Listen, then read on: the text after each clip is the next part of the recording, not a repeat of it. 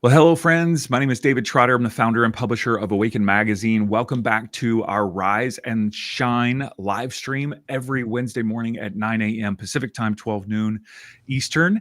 And each week we dive into a particular subject that I believe is important for us to talk about. My guess is you're interested in this subject. Otherwise, you wouldn't be watching. And it's something that's important to us, right, to talk about. And so today we are talking about the subject of, and let me get it right with the subtitle here, Living from the Heart, the Sacred Path of Self-Love. Yeah, and how self-love is a foundational component of all healing and connection. And so each week, I get a chance to invite several of the Awaken Magazine executive contributors to join us to share their wisdom, their story, and how they are making an impact in the world. And so I'm honored to have with me today Suzy Woo, DeShaun Williams, and Toni Ghazi coming to us. They're all on the East Coast. I'm on the West Coast. So it is great to have you guys with us. Welcome. Thank you. Thank Yeah. you for having me. Thank So you, David. we always want to start by just giving you an opportunity to briefly introduce yourself. So maybe share your name and particularly how you are serving our world. If you want to share where you physically live, that'd be great too. I know, I think all of you, work with people no matter where they live. So you work with people online. But Suzy, would you mind going first and just introducing yourself and tell us how you serve the world? Sure. So, Suzy Woo, I am in Western New York, and self love is my actually topic of focus. I help plug people in to recognize the light that might have felt dormant for them. How do you do that specifically? Like what modalities do you use in the process? Energy reading, psychic mediumship, past life regression, energy healing, quantum healing, And crystal skulls. and crystal skulls. I absolutely love working with crystal skulls. I buy and resell them. I rehome them. I guess I'm a skull adoption agency. There you go. There you go. Well, I want to hear more about that as we dive in here. So, DeShaun, tell us a little bit about yourself and how you serve the world. Absolutely. So my name is Dr. DeShaun Williams. I'm in the Allegheny Mountains of West Virginia, and I serve individuals by helping them understand that it is okay to feel a certain way when they're going through a depressive state, but not to stay in that moment. And I also work with HR leaders on understanding how to be able to better serve their employees as well. Wonderful. It's great to have you, DeShaun. Thanks for joining us. Toni Ghazi, welcome. How do you serve the world, my friend? Thank you. I feel like Reverend Suzy and Dr. DeShaun already said few of the things that I do, which we all do kind of, all these things. So I channel the praying mantis beings, all kinds of healing modalities. And I can channel for individuals, past lives, future lives, where you are now, like things that you need to uncover that you have hidden, either unconsciously or consciously. I also help a lot of CEOs, executives, and leaders to begin to see their organization as a conscious being, and also their staff as one. A lot on my repertoire. I'll stop here for now. Yes. Wonderful. Thank you guys for being here. For those of you who are joining us, I do want to remind you, you can always subscribe to Awaken Magazine. We send out multiple interviews and articles each week, and you will be informed about these Rise and Shine live streams that happen every Wednesday so that you can join us. You can find that at awakenmagazine.com/subscribe. All right. So today our topic is on self-love. And so I want to talk about, to begin with, kind of describing what does it mean to live from the heart. So when you hear that term, living from the heart, Suzy, what does that mean to you personally? Personally, it's the contrast of not having lived from the heart, which is feeling disconnected from actually who you are, which happens when you are first brought into this world and your caretakers establish your character. And then you play that character, and usually it leads to a separation of who you truly are. And so living from the heart means you plug back in to that core light. And when you do that, you radiate with exuberance, and then people want to be your friend. Wow, amazing. All right. So what I hear you saying is living from the heart is the process of reconnecting to, did you say who you really are? Yeah, the nature of your soul before it is dressed up by your caretakers and putting this mask on and this outfit on, and this is how we treat our family and our neighbors and how we eat at the table or not, and your rank. And so we may go through our lives being what everybody else wanted us to be so that we can fit in and not upset the apple cart.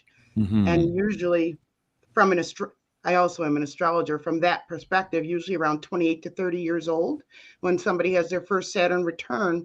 Our friends are marrying and having children and buying a house, and Saturn kind of shakes us by the collar and says, what are you doing with your life? Like, let's get serious and pick something and stick with it. I used to not like Saturn, but now I've realized the high road of Saturn is self mastery. So when you make friends with your Saturn, your life gets so much easier. Thank you, Susie. How about you, DeShaun? When you hear that phrase living from the heart, what does that mean to you? Living from the heart, and I'm going to kind of piggyback off of what Reverend Susie said, because I'm within that age range. I'm 27, about to be 28 soon. So, living from the heart is definitely understanding, like, this is who I am, like, this is who I was meant to be. And just like Reverend Susie said, like, before the world told us who we were supposed to be. Living from the heart for me is, when I hear it more so, is understanding who you are, what it is that you want to do with your life, and what is the long-term goal that you have for yourself. Understanding that there's going to be people that's going to love you for who you are, and who's going to despise you for that exact same reason. But you have to come to terms of understanding how to love yourself for not just who you're going to be, but who you are in the moment, and accepting the flaws that you have and the mistakes that you have made in the past in order to become better in every given path and every given step that you take. Thank you, DeShaun. Wise words here everyone is sharing today. Toni, how about you? What does it mean to live from the heart? And you can't, because you're the going last, you can't say what they said, okay? No, We want to have something, unique coming out of Toni Ghazi's mouth. totally. And I was gonna say I'm gonna have a whiplash by the end of this because I'm agreeing with both of what they're saying. I'm like this the whole time. My body cannot help it because yes, it's all of that. But look, through my experience, and listen, everybody says that I'm loving. I know I'm loving, but I just realized after 45 years that I've been loving through the actions of love and the intellect. We perform, we're all trained like to say I love you. Like, I'm trained to hug people. I'm trained to say the right thing. And I've been doing it for years and I'm so freaking good at it. I want to use the other F word, but let's not do that today maybe. I'm so freaking good at it. I realized through my shadow work, and I began shadow work about 3 weeks ago, which means I go into my shadows, like the dark spots that I've either hidden consciously or unconsciously or through traumas, et cetera, et cetera. And we've all been through all that gamut. These aspects of me that I don't even know. And when I begin to reconstruct myself, the pieces that I have broken away, either consciously or unconsciously, or I have hidden or I didn't want to see because of shame and guilt and et cetera, when I begin to reconstruct myself through my loving myself fully, and I'm having chills all over my body now, that every piece of who I am, every decision I made, every choice I made, every experience I made is valid part of creation and is part of me, that I'm beginning to reconstruct the totality of who I am so I can begin to operate, not from performance, not from acting, but for full self-love, what it means to me. Because I'm the engine of creation. Do you see the chills? Hold on. Okay. The hair's up. I'm the engine of creation. If I say I'm God, that I am the creator, if I don't know myself fully, I'm not I don't have the performance in a sense. I'm not activating my full totality as the divine being. After 45 years, I had like, about 3 weeks ago, I was talking to my husband and I had like a psychosis moment where I was like, what was I doing for 45 years? What is love? And I asked him, what is love, babe? And he responds with one word. He said, I feel when I love. Not that I didn't feel before, but I wasn't fully feeling, because I have also realized through the like shadow journey is I have shut down my emotions when I was 5 years old because of molestation, because of war, because of other traumas, and I didn't want to feel anymore. So I created this identity that can act out what love means. And this doesn't mean that I didn't want to desire and feel and be that loving being, but that was my protection mechanism that everyone else experiences as love, but within me right now, I know it wasn't my total 100% love. So really working on yourself and reconstructing those pieces that you have broken away is the way that I see it. And of course, to the Praying Mantis channel, they really come in with abstract forms of reconstructing all those memories and past traumas and future traumas and timelines. So yeah, getting to know you, the engine of creation, who you are first, and begin to experience love from that engine that will emanate out the frequency and vibration for others to follow, for others to emulate, for others. You'll be the example, for them to choose, because we've all been trained. All of us have been trained to find aspects of us and perform like parrots. Literally, I'm like a parrot for 45 years. Thank you for sharing, Toni.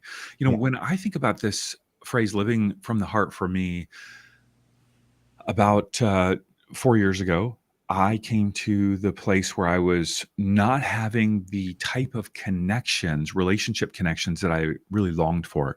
I didn't feel like I was having the intimate connection with my partner, with my kids, with my, friends, even myself. And I realized I felt like I had built a barrier around my heart, a wall around it of self-protection. And so for me, it was that protection from disappointment, unmet expectations, depression, sadness, anxiety, trauma, whatever it might be, right? And then it's like, okay, well, if I don't allow other people to access my heart, and I can't even really access my heart, I really resonated with you said, Toni. It's like I could think loving thoughts, I could take a lot of loving actions, but I wasn't feeling it. I wasn't feeling loved, and I wasn't feeling the love. And so I started jumping into a number of different modalities, and we can talk about this later. But for me, it was somatic healing, breath work, 5-MeO DMT, psychedelics, just kind of helped stripped away some of that shell. And for me now, living from the heart means I love what you said, Suzy. It's like, the difference between living from the heart and not living from the heart. And I know when I'm in that place where my heart is kind of closed, and I'll even say to my partner, Mandy, I go, I'm closed off to you right now, just so you know, I'm just closed off. And it feels like a choice to open it up, to open. Yeah, just I can feel that difference. I really resonate with all of what you guys said. I'm curious about the role of self-love and the role it plays in our ability to live from the heart. So we've all described what it feels like, looks like, sounds like to live from the heart. What role does self-love play in the process of allowing us to live from the heart? Thoughts on that, Suzy? Yes. So what I like to advise, I would like to just side note. I spent 22 years of my life in a very violent marriage. And so I have tremendous contrast because I wanted to dive into the why and all of that, and psychology and astrology, etc. So I have a lot of experience with informed trauma, and so when you are plugged into your heart energy, and this is where I advise people to live instead of in the cognitive area, always rationalizing your emotions. That doesn't work. And life is very hard, difficult. Instead, you want to bring your awareness down into your heart and stay there. It's kind of like parking a car in the garage, and you stay in there, and that's your little spaceship, or your Merkaba. And when somebody is out of balance and they're projecting anger, fear, whatever it is, you just shoot them with love. Because if I walk out of my office and somebody says, "You're ugly," well, if I'm wounded, I'm going to lower myself and go, "No, I'm not," or "You're ugly," or something like that. But if you're at least to a level of consciousness that is neutral, then you understand that hurt people, and they're projecting that. And instead of entangling with that. What they actually needed is love. And so I'm not going to entangle with them, but I'm going to wish them well on my own terms by going down in here and just sending the love that they lacked, which is why they acted the way that they did. And that will create resonance and harmony within you. And that kind of gives you this glow. And when you have that glow, the people who want to like do that, they kind of fall away. It kind of repels them. And it's a beautiful place to be. Thank you, Suzy. DeShaun, how about for you? What role does self-love play in the ability, giving us the ability, empowering us in some way to live from the heart? Yeah, so I'm gonna give out that side note and warning that I'm someone that has lived with depression and anxiety and all these different things. So understanding self-love, it had to play a part in understanding self-worth as well. And when you suffer from depression and you suffer from all these other different things that kind of play hand in hand with depression, you're constantly telling yourself you're not good enough, you're not worthy of this. You're telling yourself all these different lies. And then if one thing go absolutely wrong, you end up you just make a hill out of absolutely nothing, and you just sit there and you think consistently, constantly about how could I have avoided this? Why does this person feel like they no longer want to be around me? Why does everyone feel like they hate me? Why do I feel like I hate myself? And you ask yourself all these questions that ultimately tear you down. And when you understand that even with all the flaws that you have, you understand that, yes, you have your own issues, but, it's not something that it's what you make out of it. Ultimately, it can either become your superpower or it can become your biggest kryptonite. But when you realize that it's not your kryptonite and it is your superpower so that you can help others, you realize that what you went through was preparing you to help others. And it's a saying that I heard one time, and it has stuck with me forever. You have to grow through what you go through in order to help others grow through what they're going through. And when you finally grow through it and have went through it and you've learned to love yourself, you can help others understand how to love themselves by giving them the love that they lack, that they have not brought upon themselves and learned how to give themselves yet. And a lot of people, the ones that struggle with self-love, they give so much love to others that they forget to give it back to themselves. Wonderful. Thank you, DeShaun. Toni, how about for you? What role does self-love play in the process or the opportunity to live from the heart? The past Toni would have said, oh, go get a massage or get your nails done or do your hair or go take a vacation or do something that I realize is a distraction from going inside. Distraction from the voices that I always heard, but I never did. Because you're absolutely right. When you're not taught what self-love is, you're like a parrot, you're doing the actions and it's easy to do it for everyone else. This is why I love all beings. It's easy for me to love that, but the hardest thing is to love myself. Right. So to me, right now, and look, when you're in a relationship, if you're married, if you have a husband, or if you have a wife, oftentimes the decisions you make are for the unit, right? For, let's go on vacation together, or let's do this retreat together. What I'm learning right now is what self-love is for me, to take time for myself, away from my husband, away from the dogs, away from the role of being this or that, and really follow where my soul is leading me to, which oftentimes is so hard to even tell my husband I'm doing this. But he finally understood that I am on this path of self-discovery, and a lot of this path, I'm going to have to be on my own, not distracted by anyone. So I'm going to France in like 3 weeks. And I just spoke this like 3 days ago to a men's retreat about sacred sexuality and like tantra. And I thought tantra is about sex, and it has nothing to do with that. It has to do with breath and energy, but all men, like no women. I'm a gay guy. If I'm surrounded by all men, I'm like very excited. You know what I mean? So I'm going to have to learn what that means. And putting myself in the uncomfortable, like to feel comfortable, to me is what self-love is. Every time your heart starts beating and you're in a fear state, those are the moments that you need to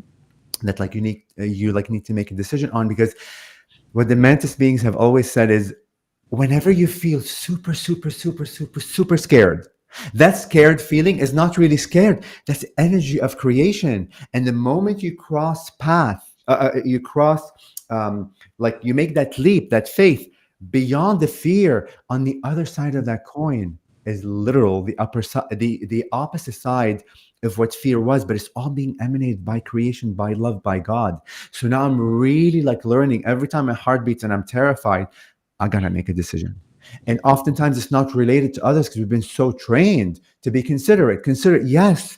And that is part of love. That is a facet of love. But again, if you are not experiencing the frequency and vibration beyond the intellect of what love is, when you go within yourself and you're always distracted by the shoulds and the coulds and the parrots of everything else that we've been taught, you are diluting the idea of what love is, and it's not emanating from this engine of of creation. So like to me right now, all these, listening to my heart, like listening to the whispers of creation, of angels, of saints, of all all of the beings. And when I know my heart starts beating and I'm scared, I need to act. And I need to honor that voice. I need to honor myself, regardless of what others feel. If Craig, my husband, like feels a certain way, like because I'm going, that's his like self-work that he needs to do. I'm not causing it, but I cannot forget about Toni anymore. I cannot ignore and do a disservice for this soul that has been crying and screaming and trying to get my attention, and over and over and over again for 45 years. I have pushed it away. I said no, I was too afraid, or whatever. So that's what self-love is meaning to me on this journey as I'm talking to you right now. Mm-hmm. Thank you for sharing that, Toni. One of the things that I'm curious about is the fact that we live in this world where so much of the outward aspects of culture, especially on social media, is about external validation. How we look, what we wear, what we drive, the house we live in, the education level that we have, the friends that we surround us with, the titles that we hold, how big our social media following is. I mean, all of these things are ways that we can, not that we always do, but we can draw external validation from and then find our worth. I mean, especially as conscious leaders, healers, coaches, I work with so many individuals that are like, yeah, I've got 500 followers, or I've only got 2,000 followers, or I don't know if I'm going to be able to, make this work, or I feel less than, right? So much comparison because of the external validation. So Suzy, how do you on a daily basis help yourself or even help your clients find that self-worth? Cultivate it, hold on to it, stay grounded in that self-worth. Because if that's a major part, what I'm hearing from you guys say is that a major part of living from the heart is loving ourselves. And DeShaun said, well, self-love is connected to self-worth. It's hard to love yourself if you don't know that you're worth something, right? So, Suzy, how do we embrace, cultivate, and stay grounded in our self-worth when we're living in a culture of external validation? What are your thoughts on that? Well, when we look for that starts when we're first born, because we need external support to stay alive, and that is what forms your root chakra. Most people have a wonky root chakra, and that will result in seeking that external validation. And I need you to like me, and I need you to back me up, and I need the applause, or whatever it is. It's because I want to feel something. But then what happens is we end up going kind of down the wrong path, and we want to feel something even though it's not conducive to our energy. And that becomes kind of an addiction. And that makes us stay in situations that do not serve us. And so when you are plugged into that self-love, It has to do with actually the energy of creation itself. So when a baby is born, they say, oh, the miracle of the baby, but you still are that soul.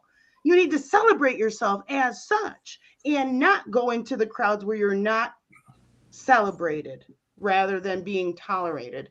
And my big soapbox is to shed away the versions of you that you were conditioned to be and embody the version of you that you were created to be.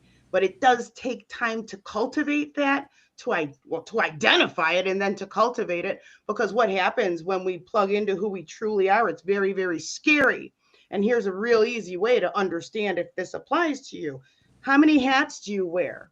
When you're with a parent, a sibling, a child, teacher, a coworker, etc., how do you behave to those individuals? Well, what if you just wore one hat and you were one person all of the time? That's very, very scary. But when you learn how to do that, that is it's not really a fast track, but that is what self-mastery it is. It's, I know who I am. Most of us don't know who we are. And when we plug into that, how do we even know? It's because I'm not happy. So really, underneath all these layers, I think what I'm saying is you need to find your joy. Joy, what is it?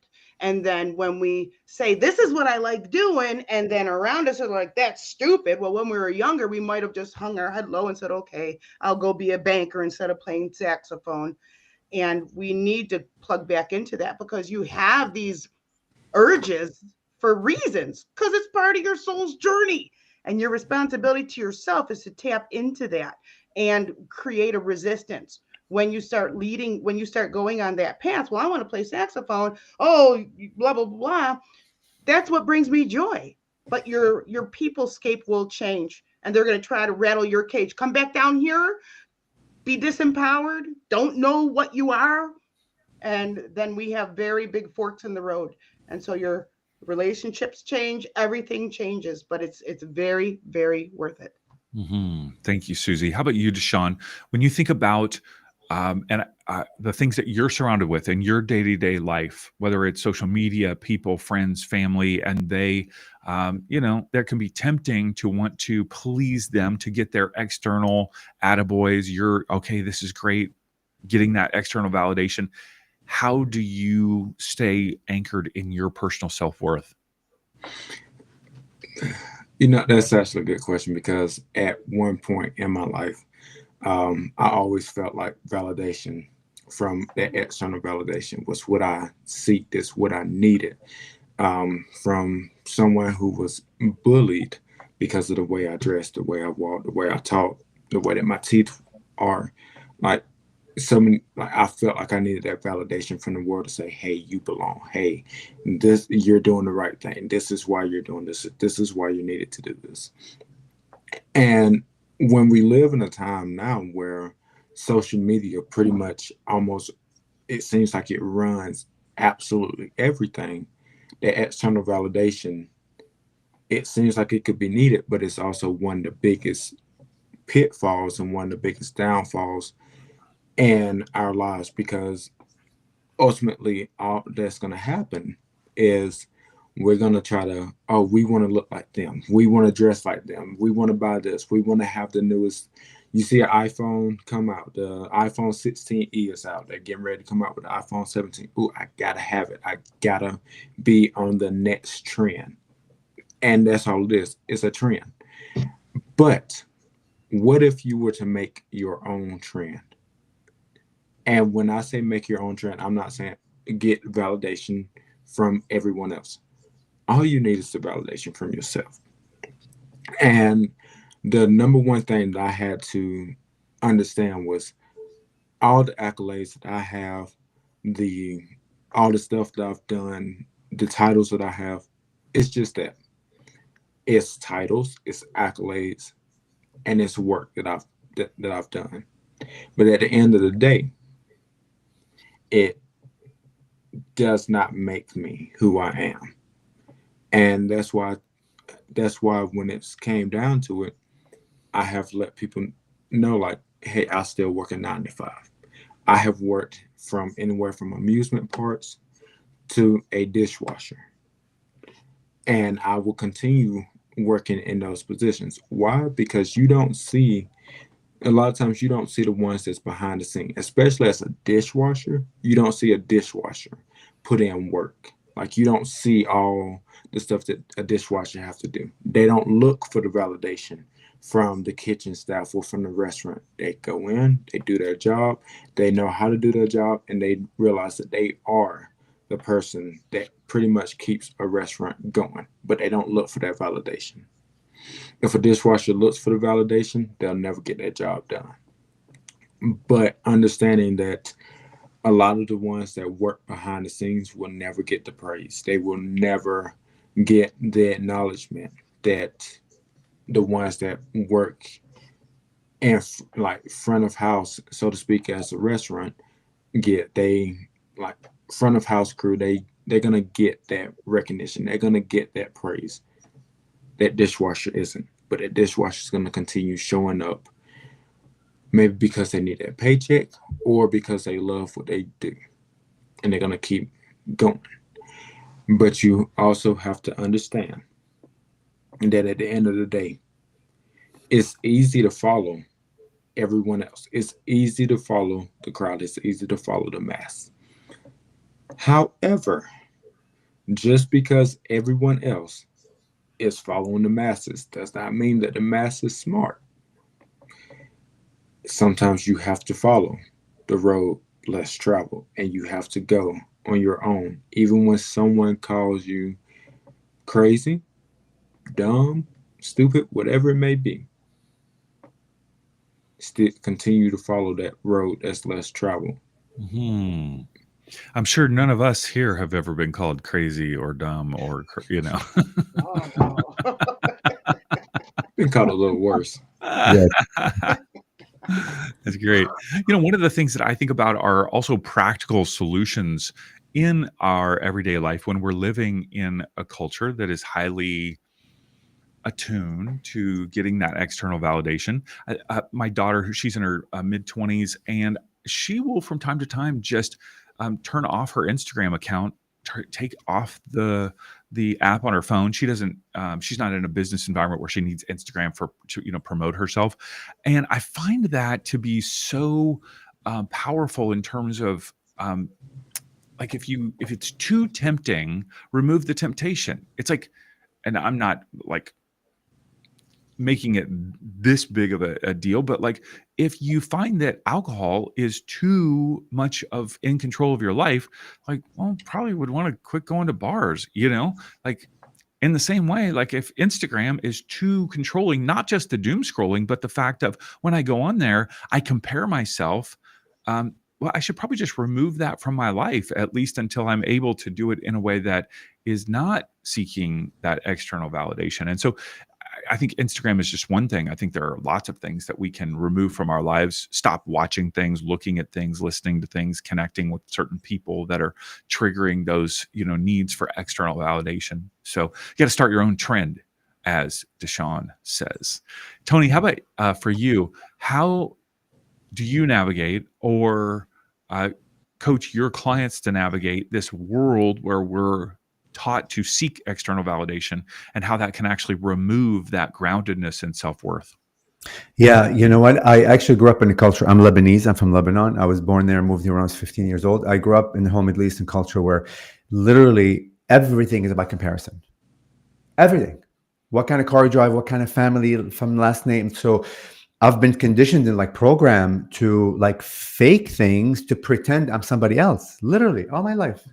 To the point, and again, I'm waking all like, so I just awoke to consciousness because I grew up in the Christianity like background, like Greek Orthodox, and I stuttered on top of that, so trauma after trauma. But anyways, I just awoke like when COVID came, and I began this whole spiritual path. So I'm new to this, but I've accelerated quite fast in my own understanding, like through the praying mantis, like beings, and I'm about to like launch a book or like write a book that's called How I Bought My hold on, I'm gonna read it because it came, and this is not advertisement. This is how I bought my way to being loved. Me. I just realized recently, like a few months ago, that all my life I've been buying my love through people. I would pay for dinners. I would get gifts. I would I would give hugs. I would say like unconscious of the fact that I've been doing it. Like yet the world has been always reflecting back to me what I couldn't see.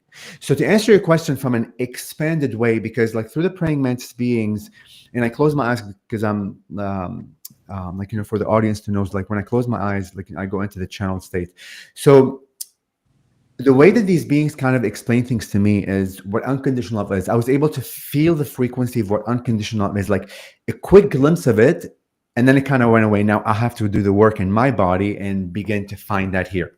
But in that quick glimpse, I understand now that every place we have been placed, every experience we had, whether we created or it was created by the circumstances, is ascended masters holding mirrors to us, reflecting back to us, to me, what I cannot see within my heart.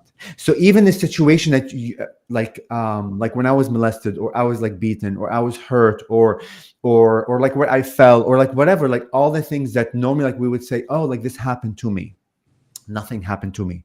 I'm realizing now those opportunities that were there, like right in front of me, were literally reflecting back to me what I couldn't see within my heart, the places that I need to work on. So now I go out in the world, literally like recognizing everyone in front of me, every human, every animal, every insect, the road, the moon, everything that is conscious, which is everything like in like front of me. I have a complete recognition that they are ascended masters holding a mirror that are showing me a thing within me that I cannot see. So any interaction like that I have with a being, when I start feeling like a certain way, I stop myself, like, okay, this feeling is emanating, being generated from this machine, from this godlyhood.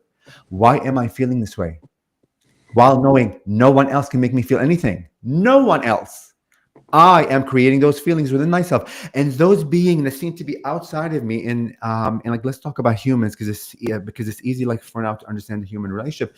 That human outside of me that I may be angry at, which I'm not angry at them, I'm angry at myself, is literally like showing me the map, the road back to myself, if I'm conscious enough to go within and dig deeper. Mm-hmm. And once you see your world that way, you're like, wow, as a conscious creator, and I have told all of my, I gave myself the gift. All of us are giving the gift to each other, that when we walk out and interact, we are surrounded by ascended masters. All of them are designed to show me back to my heart. Mm-hmm. You begin to see the world from a different lens. But to get to that point, you have to do like a little bit of self-work, a little bit of digging into your own. And like sometimes you don't know what you're digging for, and that's okay. There's a lot of conscious leaders out there, like Dr. DeShaun, and then like Reverend Suzy, and a lot of other people out there. They're all designed. They all have little tools for each and every one of us. Like I have a teacher. I have many teachers, right? And I always tell my people, please don't put me on any pedestal. Don't think just because I can channel, like somehow I get a bypass or I get some pass. I go through the same shit like every other else. Like I have the same stuff that each and every one of us has to go through, because in order for me to be the leader like that I am, I need to walk what I talk. Mm-hmm. Thank you, Toni. Thank you. May I supplement, please? Yeah, go for it. About external validation. I had gone through a big phase in my life before I got to where I am today, where I had a whole bunch of expensive framed pieces of paper on my wall. And it filled my living room. And I realized, kind of like in Forrest Gump when he stopped running, who am I trying to please? And I came to the realization I wanted to get on my father's radar. And then it's like, no matter what degree, no matter what I got, it still wasn't what I craved. And that's when you start realizing, you know what, I got to do this for me. I just wanted to add that because it came up. Thank you, Suzy. Get more certifications on the outside. We need to learn how to connect with who we are on the inside. Thank you. So one of the paths that I have walked down in this life is I've been a part of more of a conservative Christian upbringing. And as probably you guys know, I was a pastor for a decade. And a huge part of more of that evangelical Christian message is one of love God and love people, right? Love God, love people. And in the process, there is a underlying message that if you love yourself, you are prideful. You are in some way making the focus all about you and becoming egocentric is not really a word that's used in that culture. It's really pride, arrogance, self-focus. And so the focus has got to be, man, it's all about Jesus. It's all about God. And it's all about loving your neighbor. And the undercurrent there is that if I want to kind of focus on self-love, like we're talking about, it's actually selfishness. It's a sin, you know? So although I don't come from that place anymore, I do find that the people that I connect with and work with, there can still be a residue of that. It's like, I shouldn't really focus on myself. It's got to be about the work. It's got to be about other people. Or which of you would like to speak to that person who might be watching or listening today that is maybe struggling with that, going, yeah, but it's really got to be about other people. I can't be about me because that's selfish, right? That residue of that programming. Any of you want to speak to that? Yeah, DeShaun, get us started. Yeah, so I'll go ahead and speak on that because I don't know if my full title is Reverend Doctor. So I grew up in that church, and I definitely understand what you're saying. But the biggest thing about it was, I would say this: even God rested on the seventh day. So when we look at things and we say, oh, if to that person that's coming from the church and being like, oh, if I love myself, it's selfish. If I don't put other people first, it's selfish, it's prideful. And to that person, it's prideful if you only put yourself first and you do not care about anyone else. Unfortunately, I'm gonna have to use like some of the celebrities. You see a lot of celebrities that will go out and all they care about is themselves, and what it is that they can get.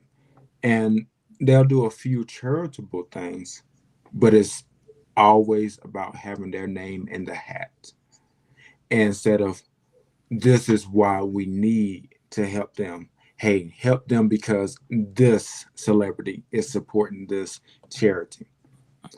That's when I see things becoming prideful. When you feel like your name has to be attached to every single thing, it becomes selfish, it becomes egotistical, it becomes prideful. However, I do not necessarily see it as a sin to love yourself, because we are made in the image of God. And because we are made in the image of God and we are told to love God and to love others, doesn't it mean that we also have to love ourselves? Mm-hmm. If we are to love God as he loved us, then that means that we have to love ourselves the exact same way.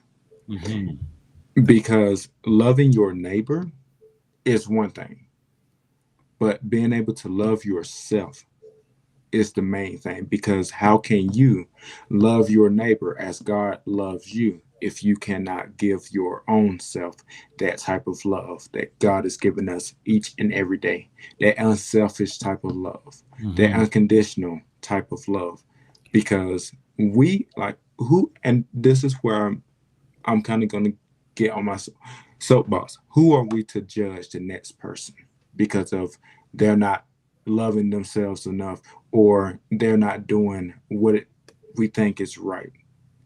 Who are we to judge? God didn't judge us. Instead, mm-hmm. he sent his son down to save us because he loved us so much. Give that exact type of love to not only others, but give that type of love to yourself. Mm-hmm. Because in the end of the day, if you cannot love yourself, you cannot fully love others. Mm-hmm. And that's the way I see it. Mm-hmm. Thank you, DeShaun. How about Suzy or Toni? Thoughts on like how to help someone who's feeling like self-love might feel selfish to them? Yes. So you are made of photon energy, and photon energy is light. God is light. God lives and dwells within you. When you Or when you have an empty, I had goosebumps. When you have an empty tank of gas, who are you to try to go picking up people and taking them to places? You must have a full tank first before you can be of your best service to those that you love. And it's very important. Jesus said, thine single eye be filled with light, which is the pineal gland. And that is your antenna to all that is. And that is how the Creator speaks to you and through you. To have a filter saying, nope, you got to come here and tell me everything you did bad while I go and drink alcohol and commit pedophilia, that's messed up. I was raised loosely Roman Catholic. My children went to Roman Catholic grammar school, and it was the head of that school that was on the list and all this other stuff. So I'm personally affected by that. And it is connecting to the one universal light that you are made of. You can light your light, and you can light a cajillion candles, and you've never lost your light, but you now illuminate the world. You can't deprive yourself of the light that you are. Mm-hmm. Toni, any thoughts on this? Oh my God, do I have any thoughts? We need 5 episodes on this. Like seriously, look. Okay, so look, I'm gonna stretch the paradigm again. For a year, I kind of like shut myself up because I was afraid to share these messages, because it will trigger people. So if you got triggered, my friend, whoever you are, know that that trigger is a beautiful ascended master just leading you back to yourself. What I'm going to say is there is no God. And I grew up Christian. Not there is no God from the sense there is no God. There is no God. There is no one entity that create any of us. Why? Because each and every one of us are the ingredients of what we call God. And even Jesus was our manifestation. We don't realize it. We created it because we wanted to see for ourselves this like singular like entity that we call like Jesus or Mother Mary or Krishna or Buddha, or all these other things.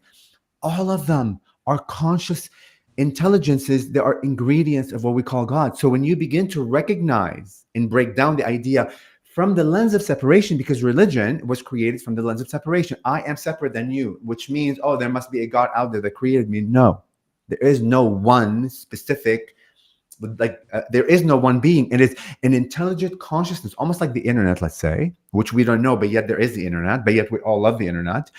There is that intelligence that is more conscious like than us that we're unable to attain yet. But when you begin to deconstruct the world and say, like, you know what? If I recognize that each and every consciousness out there, meaning the leaf on the tree is another consciousness, the dirt that you walk on, the asphalt, the car, the like rubber, everything that we create, nothing is solid, guys. Everything's through our lens. This program, this computer is creating what I'm seeing through my definition system. So when I go out there and begin to recognize, okay, let me test today. If I'm able to see like God in everything, and if I'm able to recognize that each and every consciousness out there is of God, how can you not but to have that heart and that love like to that aspect of you, which is the other ingredient that completes the grander aspect. But that begins from the inside, because yes, you need, in a sense, it is important to understand the frequency of unconditional love towards thyself to be able to see it in others. Because until then, you are seeing a conceptual idea of what love is. The parrots that we are, each and every one of us are, we know how to act. So the idea of like selfishness really comes from the act of like separation in the whole old paradigm that unless you love others, you are not being loving. But that doesn't make sense to me anymore, because how can I love you truly? With all my acts, where I don't even know myself what the hell love is to begin with, towards me, the engine of creation, this being I say that's called Toni. It doesn't make sense. It's all clouded by concepts of, and we're so good, we're masters at acting out those concepts. Mm-hmm. But once you go in, then you begin to feel and identify with the frequency of that. And from that, you'll be able, because listen, once you're the unconditional like love, once you resonate, there is no more power. And the idea of power will fall away from like the ego. You recognize yourself in others, and you become emotional, unconditioned, loving, and compassionate with every other consciousness out there. Very different frequency, very different lens. Mm-hmm. Thank you, Toni. Final question for you. What is a daily practice that our viewers or listeners could engage in that would help them reconnect to that heart space, to cultivate that self-love? Daily practice that comes to mind. Who wants to go first on that? Okay. All righty. So I am a Leo, and the body part for Leo is the heart. And so it's the theme of today's program. It has definitely living in your heart. And I love what Toni said. It's seeing God in everything, or creator, whatever you label that as, in every single thing that you, because really nothing is single, but it's when you wake up in the morning, what do you have to be grateful for? Gratitude goes so gratitude is huge. Living an attitude of gratitude is not a cliche thing. It is a frequency. And when you wake up, like for me, I woke up being grateful because I didn't get beat up the night before, insulted, whatever it is. It's to some, that's regular and take for granted. For me, no, I value my life. I value waking up. I value a new day to make a difference, to leave a positive mark on this planet, because I found myself. And so my motto is find yourself, love yourself, be yourself, and be proud. And you do that through the consciousness, the Christed consciousness that exists when you dwell and you live in your heart space. You are love itself. Let that sink in. You are love itself. And you are loved far beyond your understanding. Wake up and just let that kind of permeate through you, and you will start to feel it. And it'll feel kind of like a Drano, getting rid of these little clogs, saying, yes, I am the light. I am photon. I am love. I am awesome. Not from an ego place, but the truth is the universal one truth. You are love. Thank you, Suzy. Suzy, if people would like to connect with you and work with you, how can they do that? What are the ways that you can serve them, and how can they connect with you online? I help you to plug into who you are, elevate your consciousness, and I teach everything about spiritual development. And I also do channeling of your spirit guides. All of this and more, you can find one simple place, and that's going to be my website. It's Suzy, it's SUZY-WOO.com. Everything is there. And my socials are at Suzy Woo Healer. Suzy-woo.com. Of course, we'll put that in the caption of this video after the replay post. We'll put that everywhere. So encourage you to connect with Suzy. DeShaun, what is one practice that people can integrate into their life that would help them stay connected to their heart? One practice, and this is practice I do every single day, journaling. When you are able to journal, because sometimes you want to say something, but you don't know how to put it into words. You don't know how to, you just can't say it out loud. So every morning, find a journal. If you don't have a journal, definitely, if you're able to, go buy a little notebook so that you can just start journaling. And every morning, just write down, kind of like what Suzy stated, what you're grateful for. Write down things about you that you absolutely love. And those are the things that you take with you every single day, every moment of every day. This is why I love this about myself. This is why I love this about myself. This is where I need to improve on loving myself. Because when you're able to journal, it doesn't have to be perfect. No one else has to see it. Only you have the right to see it, unless you want to show others what it is that you've written. But at the end of the day, the only person that has to see it is you. And you can write whatever you want to in there about how to love yourself and ways that you can improve on loving yourself. Great idea. Thank you, DeShaun. If people want to work with you, how can they do that? And where can they connect with you online? So if anyone wants to work with me, especially with the mental illness, mental well-being field, they can go to my website, which is write2stay.com. So just like if you're writing in a journal, so write2stay.com.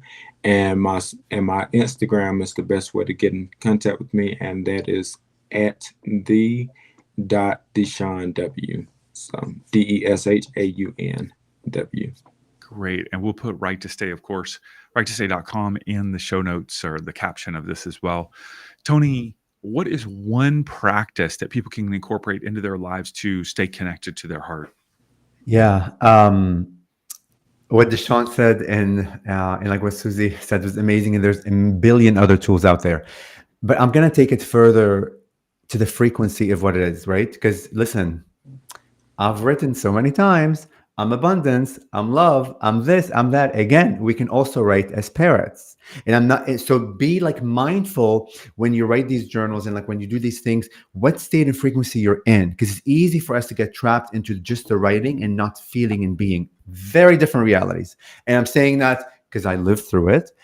I've prayed for Jesus. I've done all these things that I thought, and look, like things happen and things shift, but not to the frequency of the creatorship that you're desiring. Very different things.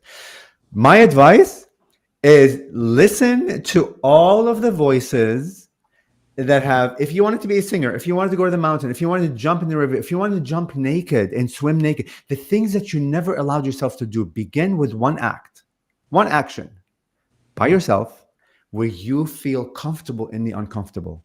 And in that liberation, freedom that you feel, you'll begin to remember who you are as a creator. You will begin to remember the freedom of who you are.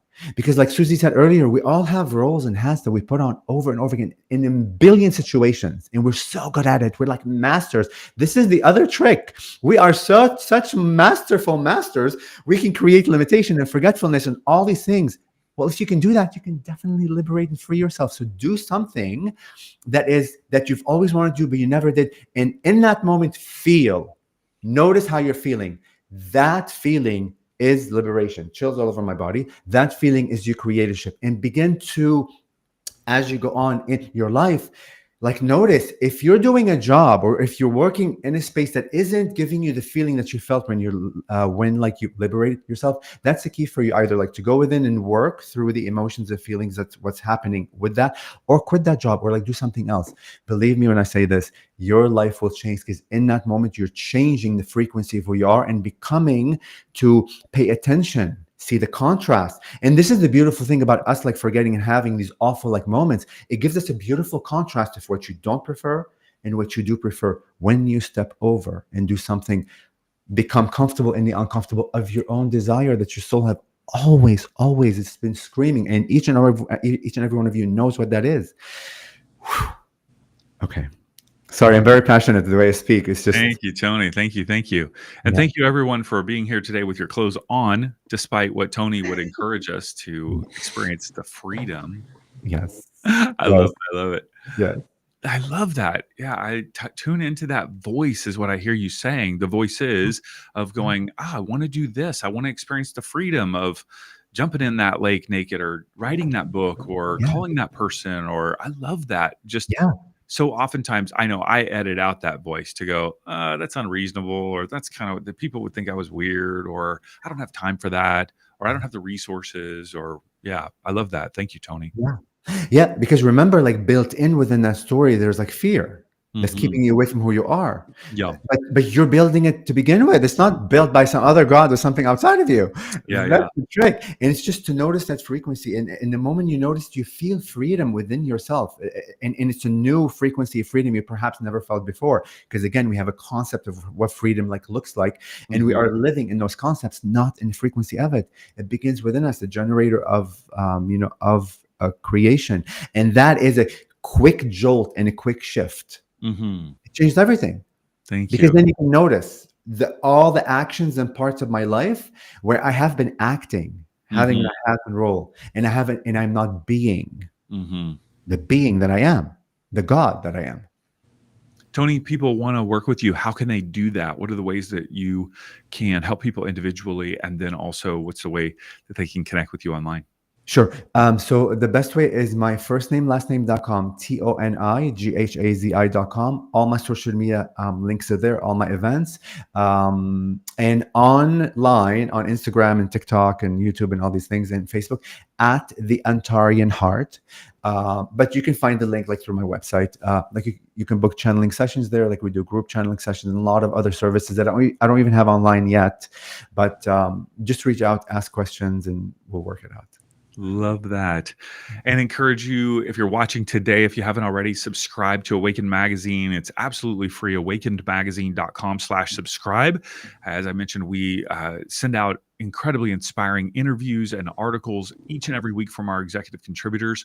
And you'll find out about events like our Rise and Shine live stream here on Wednesdays and other things that we put out into the world. So I encourage you to do that. DeShaun, Suzy, Toni, thank you guys for sharing your wisdom, your story, your passion. Our world is a much better place because of your presence and because of your desire to serve people. And you're each one serving our world through, obviously, the lens of your own life experience, right? All three of you have such a unique life experience and are helping people, right, out of the wisdom that you've gained and out of the healing that you have experienced. And I also hear from all of us that we're all lifelong learners, right? We're all learning how to live from the heart each and every day. We're all learning how to stay grounded in our worth. We're all learning how to live from that heart space, that Suzy talked about. We're all learning how to cultivate self-love. And every one of these conversations on Wednesday, I feel like I get a master class. Just, I take nuggets from each one of you where I just am like, yep, okay, yeah, I got to refocus on that. Yep, I got to, okay, oh boy, how can I, stay grounded in my self-worth? Like DeShaun said, okay, how can I listen to those voices like Toni is saying, and how can I just have that glow? I mean, Suzy is just embodying that glow. And she tells me that when I love myself, I'm going to glow and people are going to like me and want to be around me. And like, wow, I want to have that in my life like she does, like each one of you brings such powerful wisdom and energy. So I appreciate it. So thank you guys for being with us today. Thank you so much. Thank you. Thank you, David, and everyone else. Thank you.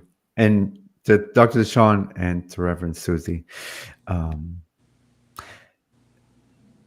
I just want to say one last message. Each and every one of us has a key to unlock each other. There is no one person that's going to unlock you, ever.